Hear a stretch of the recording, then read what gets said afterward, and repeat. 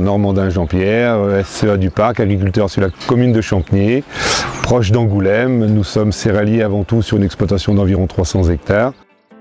Je suis la 5e génération d'agriculteurs sur la ferme, donc ça date pas d'hier.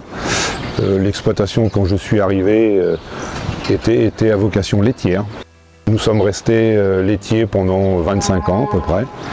Et suite mise aux normes, je n'ai pas voulu franchir le pas. Nous avons mis en place il y a une dizaine d'années un atelier viande naisseur-engraisseur. On était parti pour avoir 20 vaches au départ, nous sommes rendus à 100 mères. Alors le choix de la diversification, c'est un choix personnel, enfin plutôt familial. Il est plus facile de faire un assolement avec un atelier limousin à côté. Nous avons également aussi du fumier qu'on apporte sur nos sols, donc tous les ans, c'est pas anodin. Nous avons des rotations qui sont beaucoup plus longues, donc on arrive à mieux gérer les problèmes de résistance graminée, notamment sur les céréales derrière.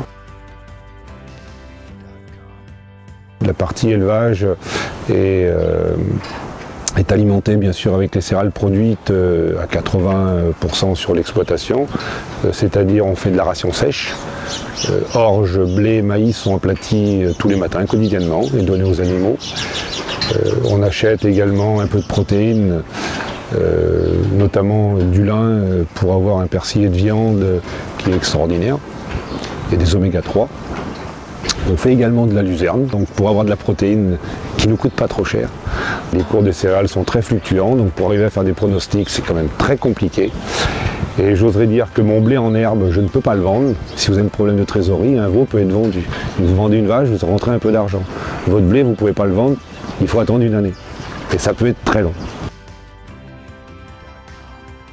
Non, je n'ai pas eu spécialement de frein ni de difficultés. On a pris le temps, avec mon épouse, d'aller voir des gens, des éleveurs. On a eu la chance de rencontrer des gens qui nous ont accompagnés, qui étaient ouverts et compétents. On est allé chercher les conseils, nous sommes allés chercher la génétique parce que tu t'aperçois que finalement le cher du départ n'est pas cher à l'arrivée. On a privilégié avec mon épouse l'achat de bêtes un peu d'issues de génétique. On a privilégié la qualité à la quantité. Et on ne le regrette pas.